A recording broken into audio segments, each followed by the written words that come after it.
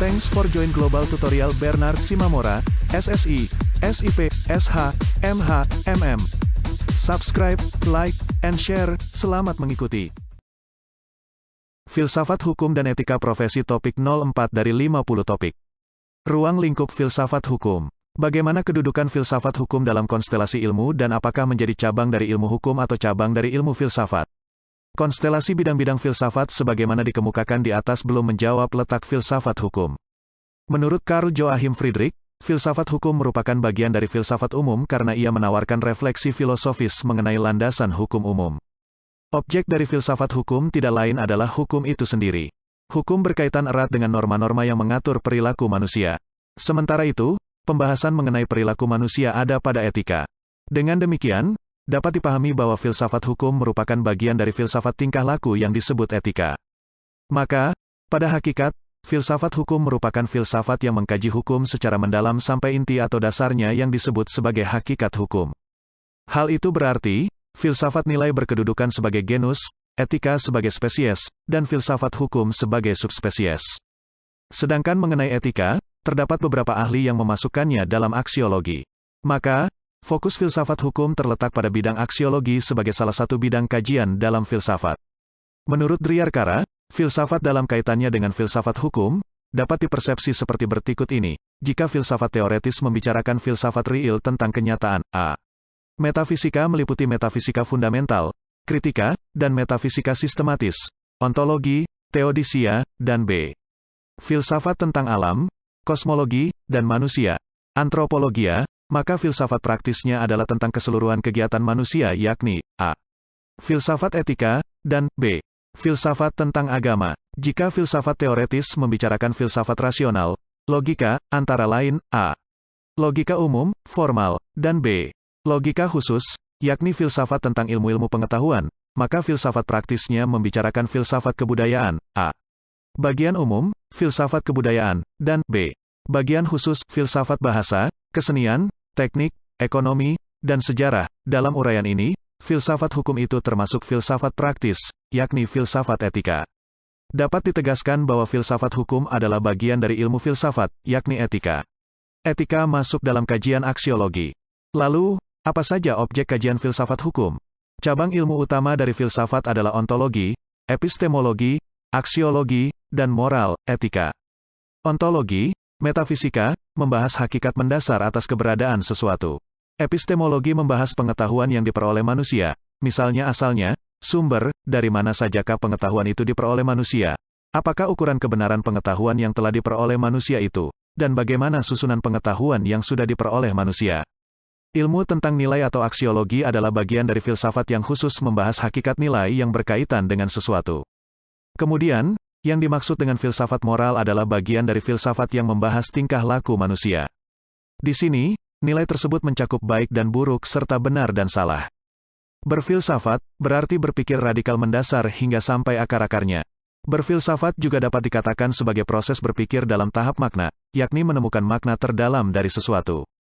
Dengan demikian, berfilsafat tidak hanya mencari dan menemukan jawaban, melainkan menelusurinya jauh ke belakang dengan maksud menentukan sesuatu yang disebut nilai dari sebuah realitas.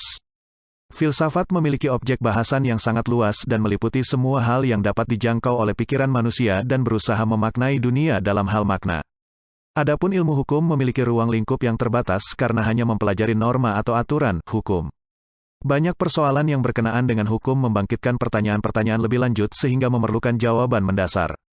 Pada kenyataannya, banyak pertanyaan mendasar itu tidak dapat dijawab lagi oleh ilmu hukum. Persoalan-persoalan mendasar yang tidak dijawab oleh ilmu hukum menjadi objek bahasan ilmu filsafat.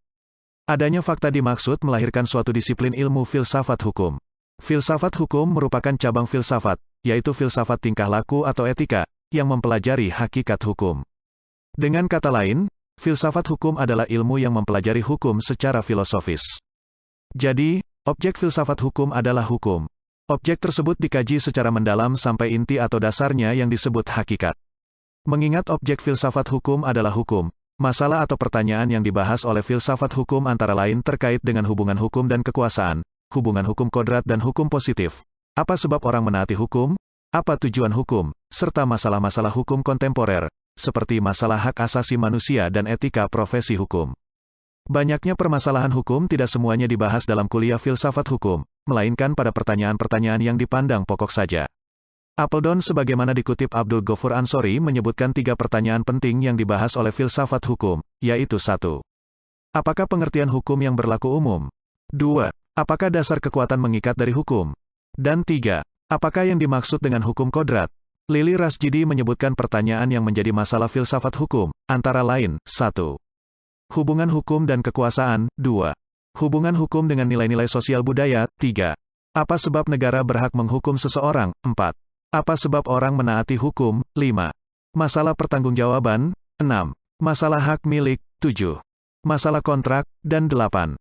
Masalah peranan hukum sebagai sarana pembaruan masyarakat. Lalu, apa pentingnya mempelajari filsafat hukum?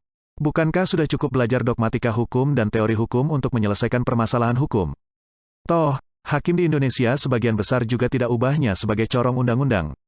Filsafat, termasuk dalam hal ini filsafat hukum, memiliki 4 sifat yang membedakannya dengan ilmu-ilmu lain.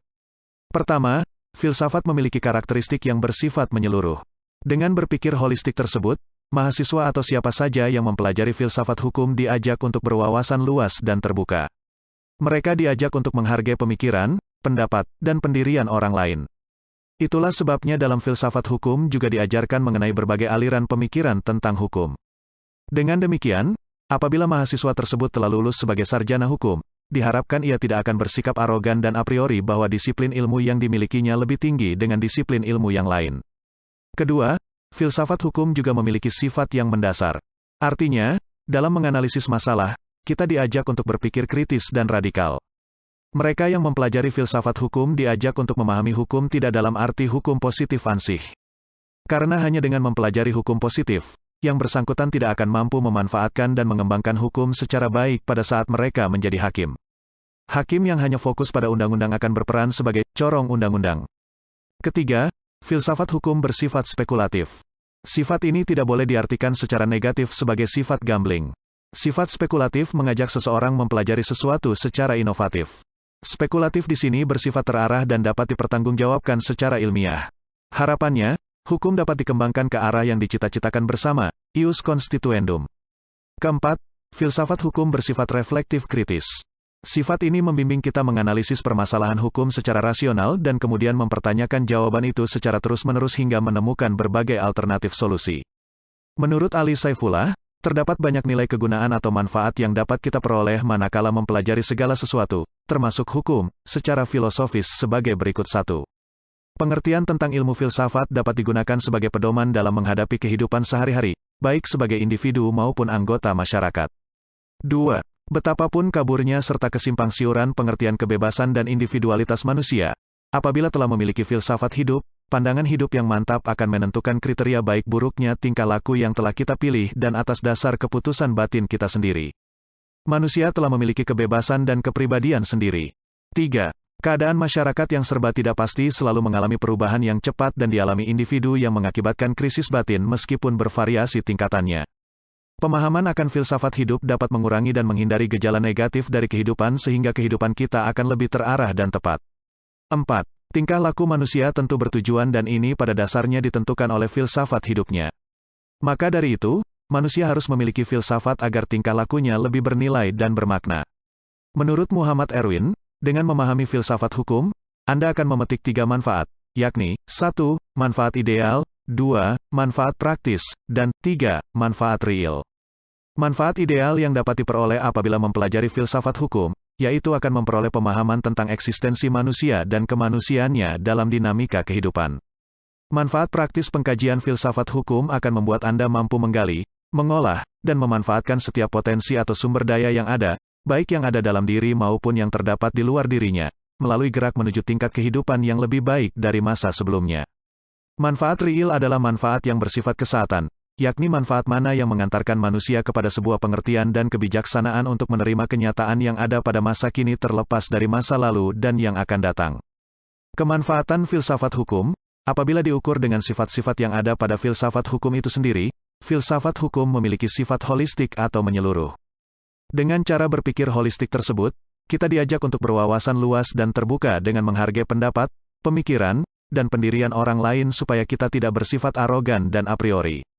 Apabila kita kaitkan dengan ciri lain bahwa filsafat hukum memiliki sifat mendasar, bahwa dalam menganalisis suatu masalah, kita diajak untuk berpikir kritis dan radikal.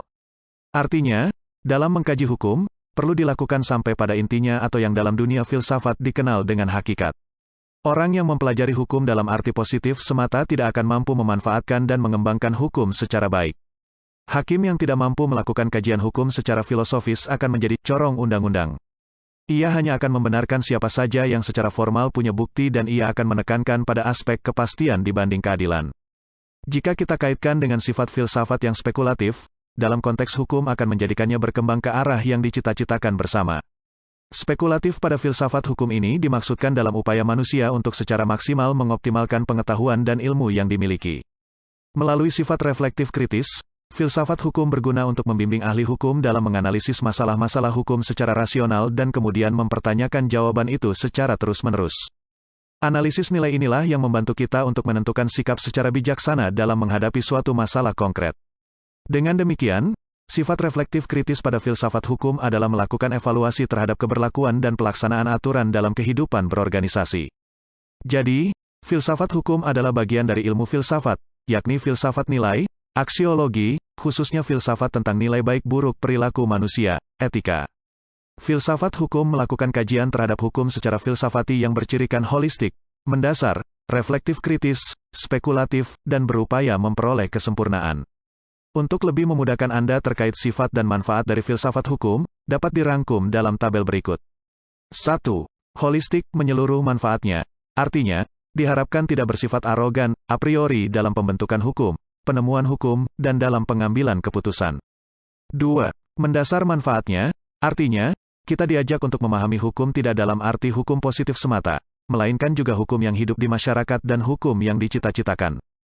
3. Spekulatif manfaatnya, artinya, mengajak kita berpikir inovatif dan kreatif tentang hukum. 4. Reflektif kritis manfaatnya, artinya, membimbing kita untuk melakukan menganalisis masalah-masalah hukum secara rasional dan kemudian mempertanyakan jawaban itu secara terus-menerus. 5. Disiplin manfaatnya, artinya, mampu menegaskan permasalahan yang ada sesuai dengan adanya yang telah ditentukan untuk itu. 6. Berupaya mencapai kesempurnaan, atau perfect, manfaatnya, artinya, menyimak keraguan dalam diri manusia.